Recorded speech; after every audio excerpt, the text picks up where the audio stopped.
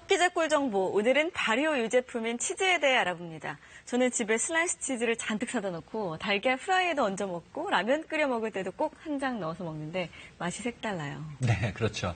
자, 그런데 슬라이스 치즈 말고도 와인 먹을 때 함께하는 치즈 등 그 치즈 종류가 상당히 많습니다. 알고 먹으면 더 맛있게 즐길 수 있는 치즈, 정지주 기자가 알려드립니다. 자, 정 기자, 어떤 치즈 좋아하세요? 저도 일단은 슬라이스 치즈 박은영 앵커처럼 그렇게도 먹고요. 떡볶이 위에 그 피자 치즈 이렇게 뿌려서 먹으면은요, 그 맛이 정말 넘어갑니다. 그리고 부침개 있죠. 비 오는 날, 오늘 같은 날 부침개인데 여기에 또 피자 치즈를 뿌리면은 약간 피자 맛도 나면서 괜찮더라고요. 네. 자, 하지만은 치즈 종류 정말 많은데 저도 쓰는 거 이렇게 몇 개뿐입니다. 실제 그 가짓수 1000여 종이 넘습니다. 크게는 자연과 가공으로 나뉘는데요. 자연 치즈는 원유에 유산균과 단백질, 음이요소 같은 최소한만 첨가한 치즈를 말하고요. 가공 치즈는 이 자연 치즈에 다른 식품 또는 첨가물을 넣었습니다. 오늘은 자연 치즈에 대해서 자세히 알아볼 건데요. 단백질과 칼슘 등 영양 덩어리지만 동물성 지방이 많아 적당히 드셔야 합니다. 만드는 법부터 만나러 떠나봅니다. 여긴 경기도 용인의 한 낙농 목장인데요. 넓은 초원에서 한가로이 풀 뜯는 젖소들고 그림 같죠? 매일 아침 목장에 젖소들이 가는 곳 있습니다. 신선한 원유가 나옵니다. 바로 착유시설인데요.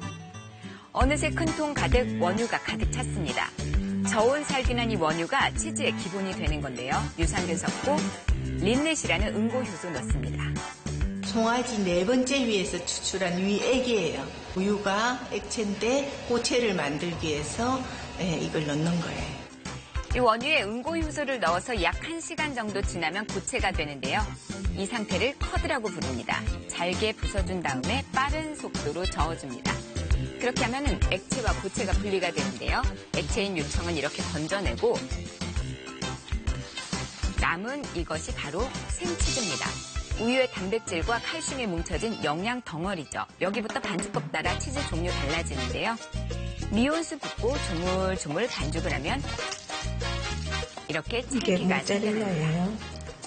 흔히 피자 치즈라고도 부르죠. 모짜렐라는 숙성 과정 필요 없는 생치즈입니다. 잘랐더니 뽀얀 속살이 드러납니다. 신선한 우유 맛이 그대로입니다. 이건 언뜻 보면 가래떡 같죠? 생치즈를 늘린 건데요. 소금물에 담가서 모양을 잡아줄 수 있습니다.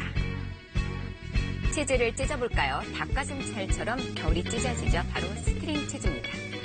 자연 치즈는 원유를 100% 사용하고 유산균이랑 유기산 등 최소한의 재료를 사용하기 때문에 원유의 깊은 맛과 향을 살리기 때문에 장점을 가지고 있어요. 자, 이제 생치즈 숙성 들어가면 종류가 또 나뉘게 되는데요. 먼저 냉동 숙성실에서 약 2달 정도 잘 숙성을 시키면은 노란빛 고다 치즈가 탄생합니다. 오랜 기다린 만큼 깊은 맛이 환상이라고 하네요. 이 하얀 덩어리는 체더 치즈입니다. 생치즈를 6개월 정도 10도 내외 숙성실에서 숙성시켰습니다. 담백한 맛이 좋고요. 이건 카망베르 치즈인데요. 생치즈에 흰 곰팡이균 넣고 6주 동안 숙성시킨 겁니다. 푸릇푸릇한 이거는요. 푸른 곰팡이균 넣고 2달 숙성시킨 걸로 고르곤졸라 치즈입니다. 이 다양한 치즈들 만든 지역 이름이 치즈 이름 되는 경우가 많은데요. 우유의 종류에 따라서 틀려지고요. 숙성 조건, 온도나 습도에 따라 달라지고요. 그래서 이제 서양에서는 각 나라마다, 마을마다 다 다른 종류의 치즈가 나올 수밖에 없고요. 우리나라 김치처럼 숙성하는 과정에서 시간이 만들어주기 때문에 맛도 다 틀려집니다. 맛과 종류가 다양한 만큼 조리법도 다양합니다. 색다른 치즈 요리 만나봅니다. 자, 이 집 직원 등장부터 범상치가 않죠. 나이프로 쓱 밀어내니 한 덩이 쭉 흘러내립니다. 흘러내린 것의 정체가 바로 치즈인데요. 일단 보는 것부터 신납니다. 이 치즈는 라클레 치즈인데요. 스위스에서는 이제 감자나 피클 위에 얹어 먹는데 저희는 살짝 변형을 시켜서 소고기나 통삼겹 위에 얹어 먹는 요리입니다. 자, 숙성된 치즈 덩어리를 라클레 치즈라고 한다는데요. 치즈를 통째로 녹이는 스위스 대표 요리법입니다. 자, 먼저 뜨겁게 달군 팬에 스테이크를 초벌 구이하고요. 다시 한번 직화로 구워냅니다. 육즙 가득한 고소한 맛을 살리기 위해서입니다. 이렇게 잘 익은 스테이크는 알맞은 크기로 썰어놓고요. 그 큼직한 채소와 함께 접시 위에 올려줍니다. 드디어 치즈 덩어리 라클레 치즈 순서입니다. 그릴에 올려서 한쪽 면을 이렇게 녹여주는 건데요. 타지 않을 정도로 적절하게 불 조절을 해야 합니다. 치즈가 부풀어 오르면서 노릇노릇한 색이면 아주 잘 녹은 건데요. 자, 이 눅눅해진 치즈를요, 굵은 나이프로 쭉 밀어내 스테이크 위에 듬뿍 올리는 거죠. 치즈와 스테이크 돌돌 말아 먹는 게 먹는 방법이라고 하네요. 고소하고 진한 치즈 풍미 그대로 전해집니다.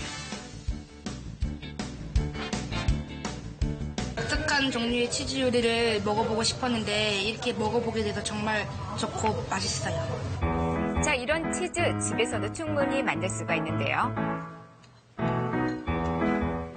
간단하게 리코타 치즈 만드는 법 알려드릴게요. 우유 1리터 냄비에 붓고 센 불에서 끓여줍니다. 두세 번 정도 저어주는데요. 팔팔 끓기 시작하면 불을 끄고 식힙니다. 이렇게 순두부처럼 덩어리가 생기는데요. 빠른 응고를 위해서 식초 2스푼 정도 넣습니다. 어느 정도 응고가 되면 그릇 위에 면포 올리고 우유를 모두 부어줍니다. 그리고 면포를 꽉 짜서 수분을 빼내면 고소하고 쫄깃한 맛이 일품인 리코타 치즈가 완성이 됩니다. 이 리코타 치즈와 잘 어울리는 요리 알려드릴게요. 리코타 치즈에 과일잼을 살짝 넣고 골고루 섞는 거죠. 이 자체로도 맛있겠지만요. 비스킷 사이에 치즈를 듬뿍 넣어줘도 되고요. 그리고 데친 새우와 과일을 살포시 올려주면 리코타 치즈 카나페가 됩니다. 담백한 리코타 치즈는 샐러드와도 찰떡궁합을 이루는데요. 이 샐러드 위에 치즈 넣고요. 드레싱을 살짝 뿌려주면 싱그러운 맛이 일품인 리코타 치즈 샐러드가 완성이 됩니다. 근사한 치즈 한 상이 차려졌는데요. 오늘 같은 날씨에 딱인 듯합니다. 다양한 종류만큼이나 그 매력도 무궁무진합니다. 치즈와 함께 입안이 더 풍성해지는 것 같습니다.